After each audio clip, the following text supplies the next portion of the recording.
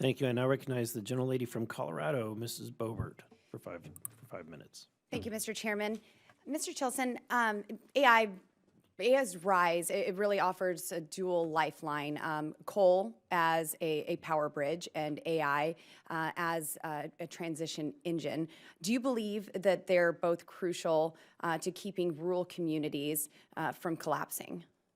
I do. I'm more of an expert on the AI side, so I'll address that. I do think that we are seeing that intelligence in the form of connected from here, but to big data centers is a benefit across the economic spectrum, and that everybody can benefit from this. We've seen some good research that shows that, in fact, AI tools help benefit actually people who are newer or less capable in certain types of jobs to really level up their skills quickly, and they're sort of diminishing returns at the top end. And so there's been some good research on this. So I do think that across the economy, we will see huge benefits to this technology, including in rural areas that maybe have not historically received the benefits of high technology. Awesome, thank you. And Mr. Mills, you stated that AI data centers will require the equivalent of adding an entire state's worth of power generation just in the next few years alone. I believe that that's true. And if so, how can anyone seriously argue that wind and solar are going to be enough for all of this? Well, people do seriously argue that, Congresswoman, of course, and it's not that it's technically impossible to build enough wind and solar and batteries. It's these things, engineers can do a lot of things if you give them enough money. The issues are really how much. We've given them a lot already. I haven't seen True. Yes, I haven't seen it produce anything. It's really a velocity question and location question. I think what you'll find, and we're already seeing this, you're seeing some plans for blended, like as I mentioned, Louisiana, where you're blending solar and gas turbines. And what you'll find is you can reduce the number of gas turbines have and the amount of gas you're consuming by using enough of them, plus wind and solar. And that's going to keep happening because the absolute quantity demand is so great that I think the industry is going to chase everything they possibly can.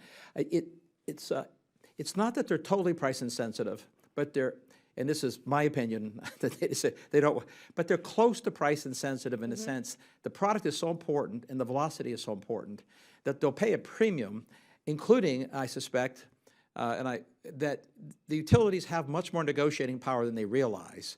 And some of the utilities, I think, are recognize that they can negotiate construction arrangements and business arrangements that don't impact consumers, increase rates. Right, and I would think that we see such a blended form of energy right now because there were so many subsidies. And without the subsidies, it may not be as much of a blend. And we're all fine with all of the above energy, but when we're shutting down coal plants in rural communities like in Colorado and putting that energy aside and then saying we're going to replace it with 6,000 square acres of solar panels, but we don't have the transmission lines and we don't have the funding for that yet. And when this is so crucial with AI's rise, I think it's imperative that we have that reliable source and stop demonizing fossil fuels. We have some coal plants that are being converted into LNG facilities, and then I would love to see SMRs come to the surface too, have these small modular reactors in places. And do you believe that the energy policies that we've seen have actually kind of slowed down the progress potentially in AI's development?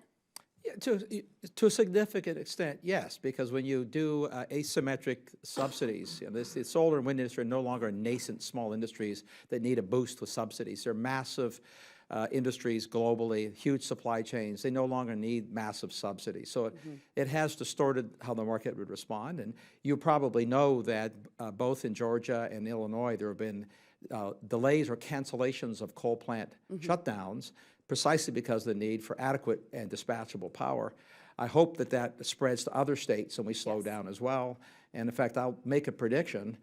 It will make some of my green friends' heads explode, to use that expression, but I do think you're going to see a coal plant built to fund data centers. That's happening in Asia, Yes. And in Vietnam and in, China's building some 200 coal-fired energy plants and exactly. selling us Exactly. solar panels. Yes, but to your point, you know, we have coal plants in Colorado that are reduced down to, from 3 stacks to 1. And if in 5 seconds, could you just explain simply how much energy we need to supply this? What does that look like to the average person? And I'll yield. This, a single refrigerator-sized computer rack in a data center, and there are thousands of racks, a single one uses more electricity than 50 Teslas or any other electric car. So it gives you a sense when you build millions of those, you're adding the equivalent of hundreds million new EVs to the road in a couple of years. Yes, and just for the record, EVs don't have gas pedals, they have coal pedals. Thank you.